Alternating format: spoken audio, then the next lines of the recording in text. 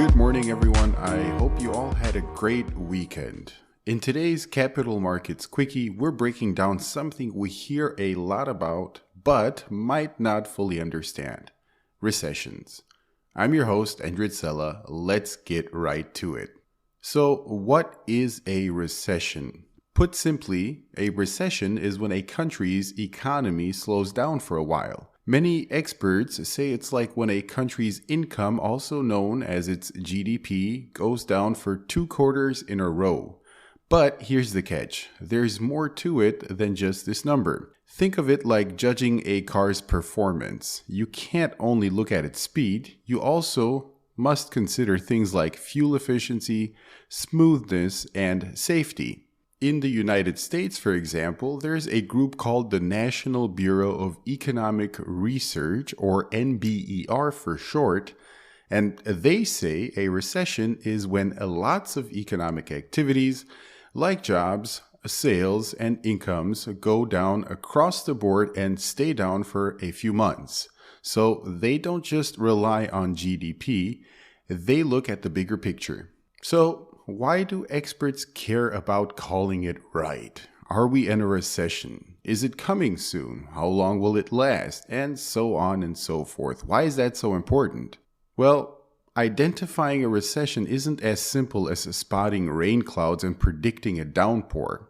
Sometimes signs of a recession can appear, but it takes months or even longer to confirm if the economy is indeed in a downturn. Plus, not all of these economic signals align.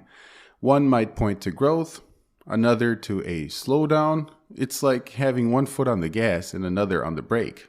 It can be confusing sometimes. But maybe the better question here, guys, is why do recessions happen? Well, there are many reasons. First, costly resources. So imagine if the price of gas suddenly skyrocketed. What would happen? Well, that would make everything more expensive because transporting goods from A to B also becomes more expensive, and people might cut back on spending. Now, this is something that we can relate to out here in Europe because this is what happened due to the energy crisis that we had last year. Another reason, well, financial hiccups. If people or companies borrow too much money and can't pay it back, well, that can cause issues. This is especially true when interest rates go up, and that is currently the case in most Western countries, but especially in the United States. Another reason? World events. Problems in big countries can affect smaller ones, especially if they trade a lot with each other. We've seen this happen due to the ongoing war in Ukraine, which has caused food shortages and higher prices in countries who heavily rely on trade with Ukraine and Russia. So I think we can all agree that predicting a recession is tricky.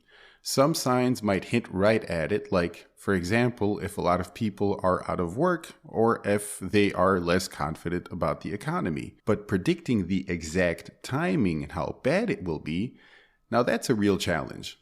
So how often do recessions actually happen? Well, between 1960 and 2007, there were 122 recessions in advanced economies, but don't panic. That might sound like a lot, but actually countries are in a recession about 10% of the time.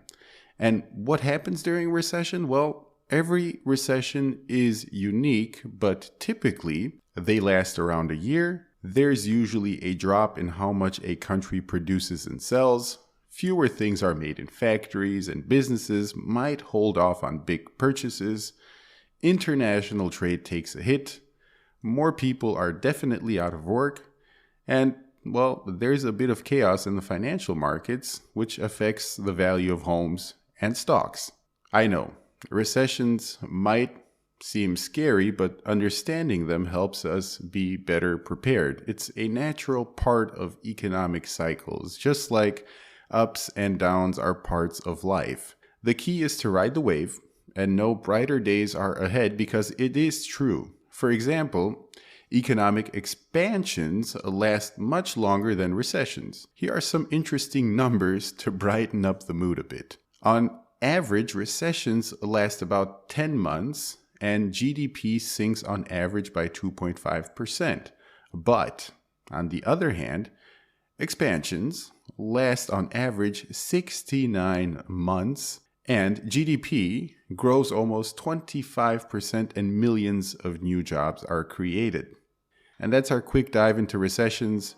Stay tuned for more insights on Capital Markets Quickie. Cheerio.